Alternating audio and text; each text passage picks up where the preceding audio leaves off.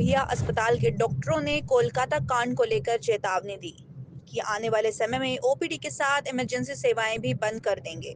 अगर डॉक्टर की सुरक्षा को लेकर सरकार कोई भी कड़े कदम नहीं उठाएगी तो कोलकाता हिंसा को लेकर लगातार डॉक्टर पिछले 5 दिनों से हड़ताल पर है। ओपीडी सेवाओं की बात करें या लैब की बात करें, सभी हड़ताल को लेकर बंद है। वहीं डॉक्टर अभी भी दोषियों को फांसी की सजा के लिए मांग कर रहे हैं।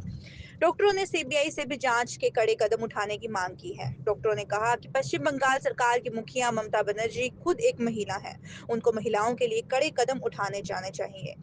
डॉक्टरों ने कहा अगर जल्द व्यवस्था नहीं की गई तो देश के डॉक्टर हड़ताल पर जाएंगे। प्राइवेट हॉस्पिटल भी सहयोग की मांग की है। ये पश्चिम बंगाल में जो महिला डॉक्टर के साथ जो घटना हुई वो बहुत ही दुर्भाग्यपूर्ण है। उसकी जितनी भर्त्सना किया जाए वो कम है।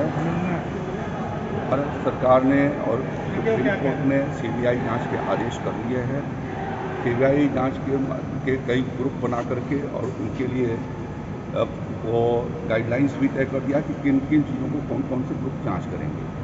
तो जितना सरकार को करना चाहिए, भारत सरकार ने उस हिसाब से कुछ कदम उठाए हुए हैं और सीबीआई उसके जो कंसर्न लोग हैं उनके यहाँ जाकर के छापे और उनकी कार्रवाई शुरू कर दी। तो मैं ये मानवीय दृष्टि से यह मुद्दा ऐसा यह है कि जिसमें ये बात सामने आई है और कोई भी उस तरीके की घटना को समर्थन नहीं करता, सब हम लोग उसकी निंदा करते हैं। चिकित्सकों से मेरा अनुरोध है और विद्यार्थियों से अनुरोध है कि इस समय जो जिस तरीके का मौसम है, बीमारी काफ़ी बड़ी संख्या में बढ़ती है और उनका ये दायित्व है कि मानवता के नाते लोगों को इलाज करें। इस नाते मैं उनसे अनुरोध करना चाहूँगा कि वो उसमें सहयोग करें और हर चीज़ का हड़ताल निदान नहीं है। जो कानूनी और वैधानिक कार्रवाई होना चाहिए था वो कानूनी कार्रवाई शुरू हो गई है, किया जा काफ़ी तेज गति से बढ़ रही है। इसलिए जो अपेक्षित कार्रवाई थी वो पूरा होने की दिशा में है। शीघ्र ही सीबीआई जांच करके ऐसे सारे लोगों के खिलाफ कार्रवाई कर देगी, अपनी चार्जशीट डाल देगी। इस नाते मेरा यह फिर से अपील होगा कि ये स्ट्राइक जो है काला किया जाना चाहिए, मानवीय दृष्टिकोण से किया जाना चाहिए। धन्यवाद। तभी हम वेट करेंगे, हमें सुरक्षा चाहिए। आज बताइए, अगर डॉक्टर हम किसके लिए देखते हैं? उसी पेशेंट के लिए हम ना। अगर वही डॉक्टर मारा जाएगा तो डॉक्टर, हमारी ये सबसे पहली मांग है कि वो जनता भी जाने जिसके लिए हम खड़े हैं, वो आज हमारा साथ देना चाहिए। हम मीडिया से यही गुजारिश कर रहे हैं कि हमारी आवाज़ बाहर तक पहुंचाए, बस हमें यही कहना है। यही क्वेश्चन है ना कि देवरिया की तरफ से आप क्या करना चाहते हैं? हमारा मीडिया का हम साथ चाहते हैं और हमें मीडिया पे पूरा भरोसा है कि आप हमारा साथ देंगे। हम आपसे ये एक क्वेश्चन समझ लीजिए, चाहे हमारी एक मांग समझ लीजिए। जो घटना अभी कलकत्ता में हुई है, अगर ये घटना हमारे देवरिया में हमारे किसी जूनियर रेजिडेंट के साथ होती, किसी स्टूडेंट के साथ होती, तो फिर चीज़ें यहाँ पे कैसी होती? समझ रहे हैं? हमें वेट नहीं करना है, हम लोगों को सबको मिलके एक संदेश देना है। हमें वेट नहीं करना। कलकत्ता की तरह देवरिया मेडिकल कॉलेज में ये घटना होगी तभी हम जागेंगे।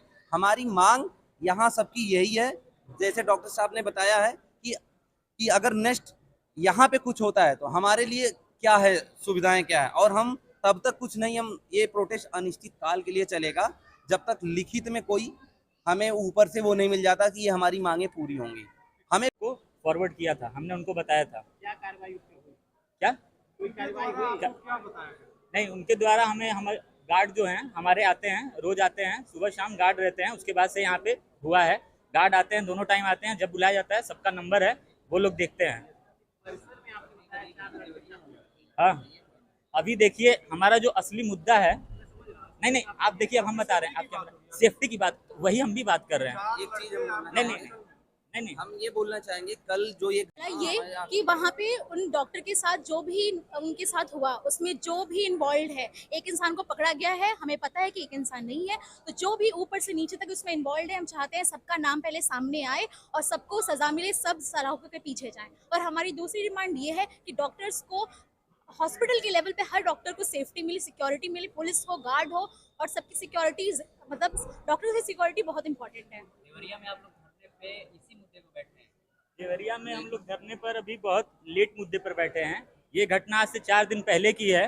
वहाँ पे सारे डॉक्टर पीसफुली कैंडल मार्च कर रहे थे, वहाँ किसी को कोई दिक्कत नहीं थी, वहाँ इमरजेंसी सेवाएं भी चल रही थी। उसके बाद भी वहाँ पे 15 अगस्त की रात को 12 बजे करीब कम से कम 1000-2000 लोगों ने आके वहाँ पे हॉस्पिटल में सारे एविडेंस, जो भी जितने कमरे हैं, जो भी लैब हैं, जो भी लड़कियों के हॉस्टल में भी घुसकर सारे तोड़-फोड़ किए गए हैं, जितने भी एविडेंस थे, जो भी थे, सबको मतलब नष्ट कर दिया गया है। उसके बाद इस धरने पर हम लोग बहुत समय बाद बैठे, हम लोग बहुत लेट बैठे, हमारी एक मजबूरी है, हम लोग भी पेशेंट देखते हैं। हमने बस अभी अपने लिए हमारी इमरजेंसी की सेवाएं अभी भी खुली हैं, लेकिन बहुत लेट जाने के बाद, इतना देखने के बाद हम लोग के अंदर भी इंसानियत है।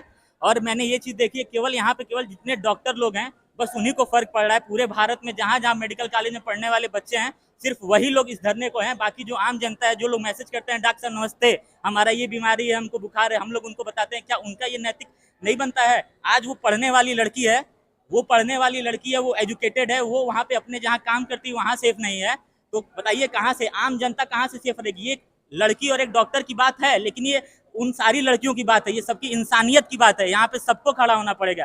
This is only for humanity. और डॉक्टर की प्रोटेक्शन एकदम जरूरी है। यहाँ मेडिकल कॉलेज में मैं भी काम करता हूँ, मैंने देखा है मेडिसिन के वार्ड में यहाँ लोग आते हैं, मैं इनको जानता हूँ, मैं उनको जानता हूँ, आप सबको जानते हैं, लोग बदतमीजी से बात करते हैं। एज अ डॉक्टर पेशेंट के लेवल पे हमारे जितने भी कर्मचारी हैं, नर्सिंग ऑफिसर से लेकर के जितने एमपीडब्ल्यू हैं, जो पर्चा काटते हैं, जो लोग, सब लोग बहुत आराम से बात करते हैं, डील करते हैं, लेकिन हम इनको जानते हैं, उनको जानते हैं। हमारे कॉलेज के अंदर रात के 12:30 बजे देवरिया मेडिकल कॉलेज में 4 लड़के आए थे, वो चाकू लेके घूम रहे थे खोजने के लिए कि हमारे एक स्टाफ ने उनको बोला था यहाँ इतनी भीड़ मत लगाइए, ये तक किया था। तो हम कहाँ से सेफ हैं? हम कहाँ से सेफ हैं बताइए? कितने दिन के लिए आप लोग? ये धरना अभी शुरू हुआ है और कब तक चलेगा इसको कोई टाइम लिमिट नहीं है। ओपीडी, हाँ, निश्चित काल के लिए ओपीडी सेवाएं नहीं चलेंगी। क्या कैबिनेट मंत्री आए थे, क्या बात है? कैबिनेट मंत्री ने आश्वासन दिया है कि ऐसी कोई मतलब उन्होंने बोला था कि ओपीडी को आप बहाल कीजिए, लेकिन ओपीडी हम लोग बंद कर रखे हैं अनिश्चित काल तक। यूपी जो हमारा एसोसिएशन है आरडीए का, उनके साथ हम लोग सॉलिडरिटी में है। दूसरी बात है कि सरकार ने एक सेंट्रल प्रोटेक्शन हेल्थ एक्ट बनाया है, लेकिन अभी तक उसका इम्प्लीमेंटेशन नहीं हुआ है, पहली बात। दूसरी बात है कि हर मेडिकल कॉलेज में कोई ना कोई बाहर के तत्व होते हैं जो आकर यहाँ के माहौल को ख़राब करते हैं। हमारे जो गर्ल्स रेजिडेंट्स है या जो भी स्टूडेंट्स है या मेल है, सब अनसेफ इन्वायरमेंट में काम करते हैं। यही इस मुद्दे को क्यों उठाया? इस मामले के बाद इस मुद्दे को ये हमेशा से ये मुद्दा उठता रहा है। हर कॉलेज में आप मीडिया से है, आपको पता होगा कि हर कॉलेज में कहीं ना कहीं मारपीट वगैरह का आपको मिलता है। देवरिया में भी इमरजेंसीज में छोटे मोटे मुठभेड़ होते रहते हैं, छोटे मोटे जो बाहर से लोग आके हमारे रेजिडेंट डॉक्टर को मारते रहते हैं। लेकिन ये है कि कॉलेज के प्रशासन इस बातों को मतलब सेटल्ड कर देते हैं, तो इससे चीज़ें बात, ये मुद्दा बड़ा हो गया है। दूसरी बात है कि जो कोलकाता में 5 से 5,000 के आसपास जो गूंस होते हैं बाहर से जो तोड़ फोड़ किए हैं, उसके बाद से प्रोटेस्ट का हम लोग भी मजबूरी में आकर प्रोटेस्ट कर रहे हैं कि सरकार के निगरानी में, पुलिस की निगरानी में गुंडे जब हम लोग को मार रहे हैं, तो देवरिया में तो यहाँ पर कोई उसका प्रोटेक्शन तो हम लोग के पास है नहीं, क्योंकि यहाँ पे आप देख ही रहे हैं देवरिया के हालात। यहाँ पे इमरजेंसी में, ओपीडी में इतने सारे पॉलिटिकल अप्रोचेज वाले लोग आते हैं, तो वो चीज़ें हम लोग को इफ़ेक्ट करता है। हम लोग काफ़ी दिन तक देखते रहे। एक्चुअली ये इंसिडेंट 9 अगस्त का है।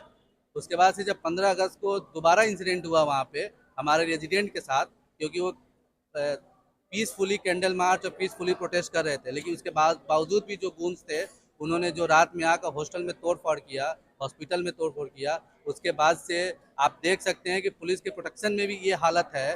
तो हम लोग के पास तो पुलिस भी नहीं है प्रोटेक्शन के लिए, तो वही चीज़ है। दूसरी बात है, केंद्रीय मंत्री है, वो खुद अपने 5-10-12 बॉडीगार्ड लेके चलते हैं, तो वो तो कहते हैं कि हम सेफ है कि उनके पास पुलिस है। हम लोग के पास कुछ नहीं है। अभी हम बाहर निकले, कोई हमें मार दे, तो वो चीज़ें है। ये हमारे साथ नहीं है, ये पूरे कॉलेज के रेजिडेंट डॉक्टर के साथ होते हैं ये चीज़ें। इसीलिए हम लोग यूपी आरडीए और जो फोडा एसोसिएशन है, ऑल इंडिया का रेजिडेंट डॉक्टर एसोसिएशन, उनके साथ हमेशा हम खड़े रहें और खड़े भी रहेंगे। अब प्रोटेस्ट अनिश्चित काल तक चलती है, जब तक कोई सरकार और कोई मिनिस्ट्री की तरफ से कोई हमको ऐसा लिखित आश्वासन नहीं मिलता है।